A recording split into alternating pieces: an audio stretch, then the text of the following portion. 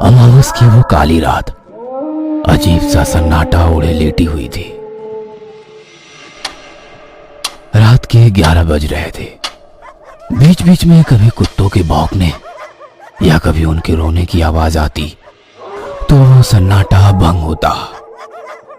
उस स्याह काली रात के अंधेरे में जब दुनिया नींद की आगोश में थी, तब शमशान में स्थित सबसे पुराने पीपल के पेड़ के नीचे कुछ हलचल हो रही थी। जिस शमशान में दिन में भी लोग आने से डरते हैं, उसी शमशान के पीपल पेड़ के नीचे 28-29 साल का एक नौजवान सूर्यकांत बहुत ध्यान से कुछ तैयारियों में जुटा हुआ था।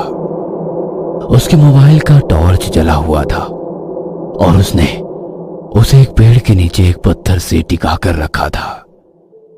टॉर्च की रोशनी में वो खुद एक झोले से कुछ सामग्री निकाल कर पेड़ के नीचे इकट्ठा कर रहा था। कुछ ही देर में वो अपने साथ लाए झोले का सारा सामान जमीन पर निकाल चुका था। शराब की बोतल, तेज गंध वाला इत्र, काला कपड़ा, धुएं, दीप, आटा, कोयला, तेल, 2 नींबू जिसे लाल रंग में रंग दिया गया था, एक काला मुर्गा, माचिस और एक लोहे की छुरी। सूर्यकांत ने अपने सारे वस्त्र एक स्थान पर उतारे और नग्न अवस्था में आ गया। फिर उसने एक गोला घेरा बनाना शुरू कर दिया। सबसे पहले उसने आटे का घेरा बनाया, उसके बाद कोयले का घेरा। तीनों घेरे तैयार होने के बाद वो उस घेरे के अंदर पालथी मारकर बैठ गया। कुत्तों के रोने की आवाज अब बंद हो गई थी। हालांकि बीच बीच में झिंगुर की आवाज आती। पेड़ पर कुछ जुगनू मंडरा रहे थे। ऐसा लग रहा था कि किसी ने पेड़ की डाली पर कोई बल्ब बांध दिया हो। लेकिन सूर्यकांत इन सब बातों से बेखबर पूरी तल्लीनता से वो कर रहा था जिसके लिए वो यहां आया था। सूर्यकांत बहुत सावधानी से अपने साथ लाए इत्रों को चारों दिशाओं में छिड़क रहा था।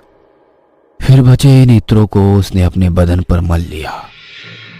उस समय थोड़ी हवा चलने लगी थी, इसलिए दीपक जलाने में उसे दिक्कत हो रही थी। लेकिन 3-4 बार की असफल कोशिश के बाद उसने माचिस से पहले दीपक को जलाया, फिर धूप को। उसका धुआं तुरंत ही वहां फैलने लगा। फिर उसने लोहे की चाकू को ध्यान से देखा। मन ही मन कुछ बुदबुदाया। कुछ पलों के बाद पंखों की फड़फड़ाहट की आवाज ने सन्नाटे को फिर से भंग किया और फिर से वहां छा गई वही खामोशी। वो भी अब बिल्कुल शांत हो गया था। उसकी आंखें बंद थी और वो साधना में लीन हो गया था।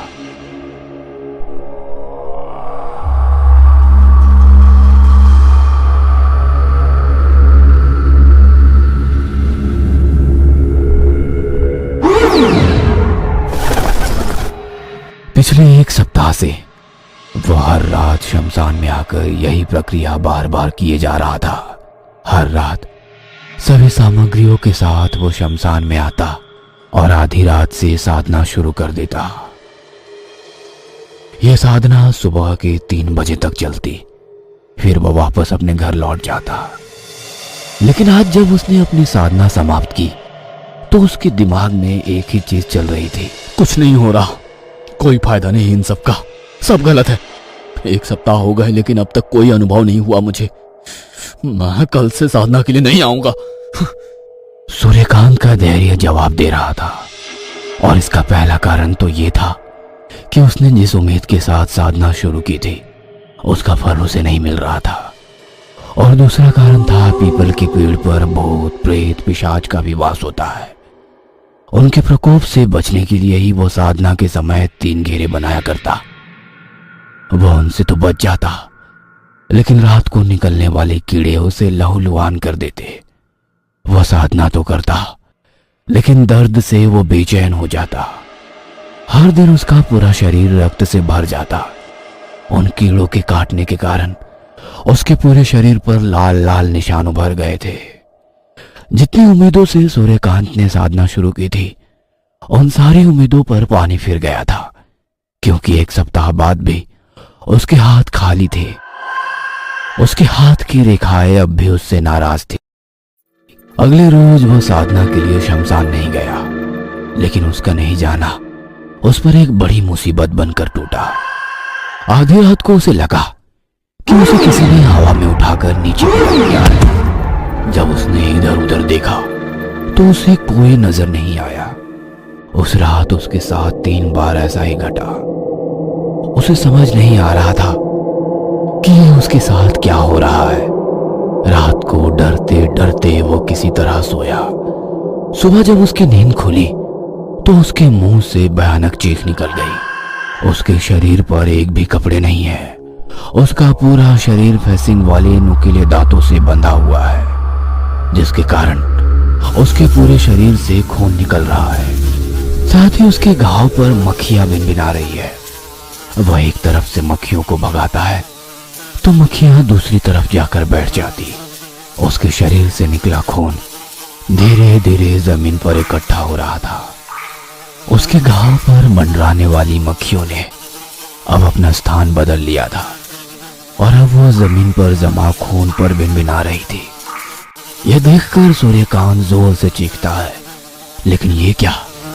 चीख के बाद उसकी नजर अपने शरीर पर जाती है तो वह देखता है कि वो तो बिल्कुल ठीक है। ना तो उसका शरीर बंधा हुआ है और ना ही उसके शरीर से खून ही निकल रहा है। वह मक्खियां भी तो कहीं नजर नहीं आ रही थी। अगली रात भी उसके साथ वही हुआ, लेकिन इस रात का अनुभव पिछली रात से भी भयानक था। आधी रात के बाद उसे ऐसा लगा कि कोई स्त्री उसे लगातार घूरे जा रही है। उस स्त्री के मुंह से रक्त की बूंदें टपक रही है। मांस का एक टुकड़ा उस स्त्री के मुंह में है और जब सूर्यकांत की नजर अपने शरीर पर जाती है तो वो देखता है कि वो मांस का टुकड़ा उसी के शरीर से नोचा गया है, जिसके कारण खून की धार फूट पड़ी है। उसकी चादर उस खून से भीग गई है। दर्द और दहशत में आकर जब वो जोर से चिल्लाता है तो आसपास की सारी चीजें उसे फिर से सामान्य दिखाई देने लगती है। लगातार घट रही ये घटनाएं उसे पागल बना रही थी। एक दिन जब वो उदास सा कमरे में बैठा अपने पंखे को गौर से देख रहा था, तभी उसे कुछ याद आता है। सूर्यकांत को अपनी गलती का एहसास होता है। उस रात वह फिर से शमशान में साधना के लिए चला जाता है। 2 दिन तक उसके साथ कुछ नहीं घटता, लेकिन तीसरे दिन से उसे ऐसा लगता था कि जब वो मंत्र जाप कर रहा होता है तो कोई औरतें बातें कर रही हैं, लेकिन वो क्या बातें करती उसके समझ में ये नहीं आता। उसे यह एहसास अब हर दिन होने लगा था कि कई औरतें उसके पास आकर बातें करती हैं, लेकिन वो अपनी आंखें नहीं खोलता था। साधना के कुछ दिन बीत जाते हैं।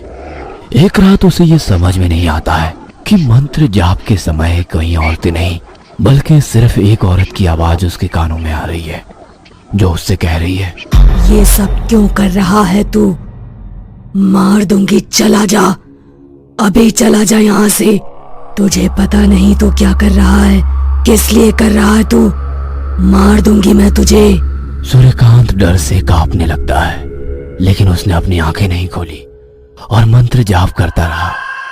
अगले दिन से तो उसे वो आवाजें और भी तेज सुनाई देने लगी। उसे ऐसा भी लगता कि एक साथ पायल की आवाजें आ रही है तो कभी चोरी होगी, और उसे ये भी एहसास होता कि उसकी पीठ पर कोई अपने नाखून से खरोच रहा है।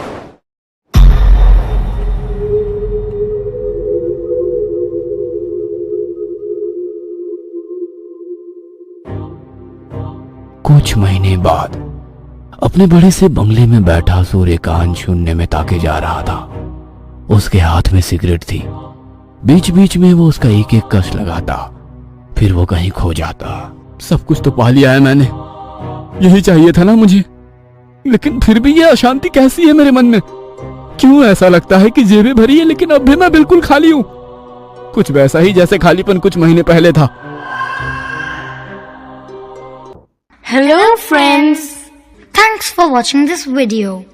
अगर आपको ये वीडियो पसंद आया है तो प्लीज लाइक, सब्सक्राइब, कमेंट्स करें इस वीडियो पर, और हाँ, शेयर करना भी ना भूलें। और भी मजेदार वीडियो देखने के लिए नीचे दिए गए बेल आइकॉन को दबाएं। देखते रहिए।